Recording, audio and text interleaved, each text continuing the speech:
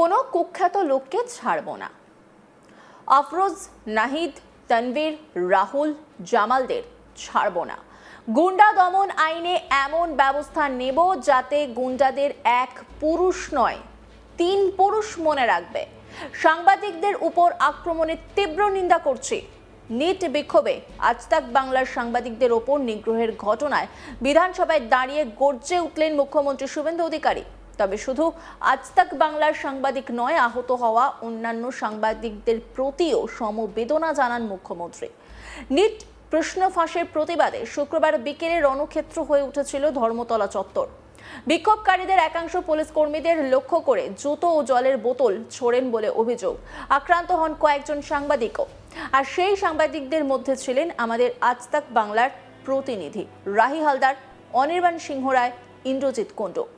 শুক্রবার যখন বিক্ষোভ প্রতিবাদ চলছে ঠিক সেই সময় দেখা যায় বেশ কয়েকজন যুবক যারা আমাদের আজ তাক বাংলার প্রতিনিধিদের দিকে তেড়ে আসেন। তারপরে আমাদের ক্যামেরায় ধরা পড়ে সেই সমস্ত মুখ যারা আমাদের প্রতিনিধিদের ওপর চড়াও হয় এবং মারধর করে। এমনকি সেখানে আমাদের একজন প্রতিনিধির ফোনও চুরি করে নেওয়া হয়।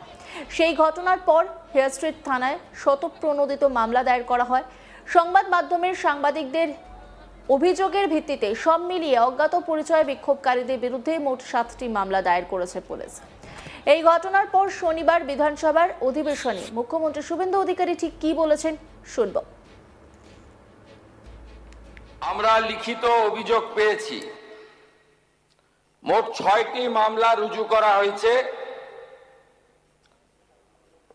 এবং এই মামলাগুলিতে এই বিধানসভা থেকে পাস হওয়া গুন্ডা দমন আইন যুক্ত করা হয়েছে।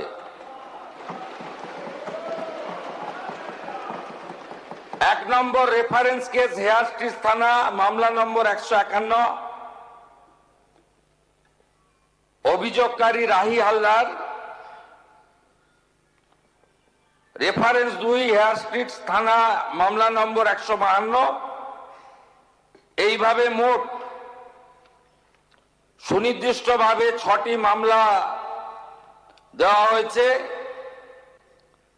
মোট 6 না 7টি মামলা, এন্টালি থানাতেও একটি মামলা হয়েছে। এই মামলাগুলোতে গুন্ডা দমন আইনকে যুক্ত করা হয়েছে এবং প্রায় 70 জনকে চিহ্নিত করা হয়েছে, যাদের একজনও ছাত্র নয়, যারা একজনও সেলফ ডিক্লেয়ার ককরোচ পার্টির মেম্বার নয়, যারা একজনও নিট সংক্রান্ত আন্দোলনকারীদের অংশ নয়।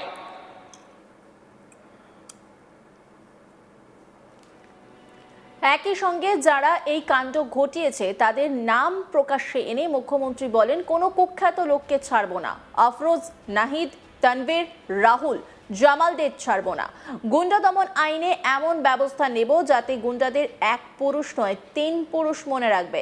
সাংবাদিকদের ওপর আক্রমণের তীব্র নিন্দা করছি। কি বলেছেন তিনি শুনব। 4 জন কুখ্যাত লোকের নাম আমি এখানে বলছি, যাদেরকে আমরা ছাড়বো না। আরো বাকিগুলোর নাম তো আমি এখানে বলে সময় নষ্ট করব না। Afroz of Rajabagan, Nahid of Khidirpur, Tanvir and Nizam of Ekbalpur, Rahul Jamal of Watgunge. এই 5টা গুন্ডার নাম আমি এখানে ঘোষণা করলাম। গুন্ডা দমন আইনে এমন ব্যবস্থা নেব যাতে একদিন নয় এই গুন্ডাদের 3 পুরুষ মনে রাখে।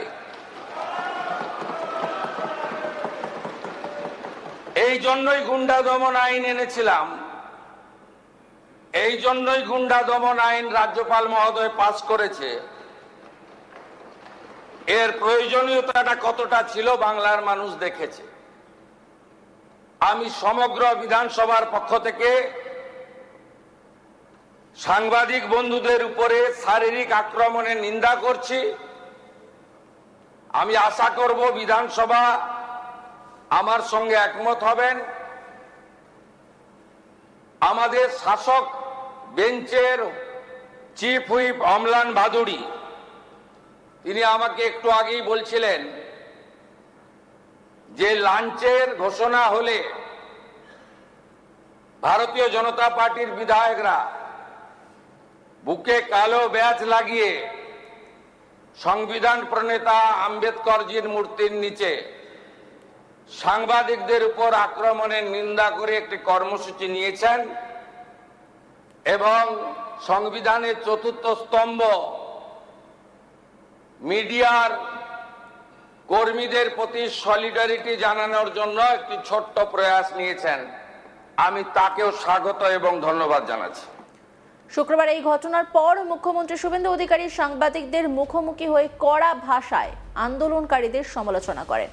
তার দাবি, যারা এই আন্দোলনে অংশ নিয়েছে তাদের অধিকাংশের সঙ্গে নিট পরীক্ষার কোনো সম্পর্ক নেই। আন্দোলনের আড়ালে রাজনৈতিক উদ্দেশ্যেই বিশৃঙ্খলা তৈরির চেষ্টা হয়েছে বলে অভিযোগ করেন তিনি বলেন, এদের সবাইকেই চিহ্নিত করা হয়েছে। কয়েকটা দিন অপেক্ষা করুন, এদের কি করতে হয় আমরা জানি। পাশাপাশি তিনি অভিযোগ করেন, পরিকল্পিতভাবেই আইন শৃঙ্খলা পরিস্থিতি নষ্ট করার চেষ্টা হয়েছে। সাংবাদিকদের উপর হামলার প্রসঙ্গ টেনে তিনি বলেন, এ ধরনের ঘটনা কোনোভাবেই মেনে নেওয়া যায় না এবং যারা হামলায় যুক্ত তাদের বিরুদ্ধে কঠোর ব্যবস্থা নেওয়া হবে। কি বলেছিলেন শুনব। শুক্রবার দিন বিশেষ দিন। প্রাক্তন মুখ্যমন্ত্রী বলেন না শুক্রবার সব ছাড় আছে।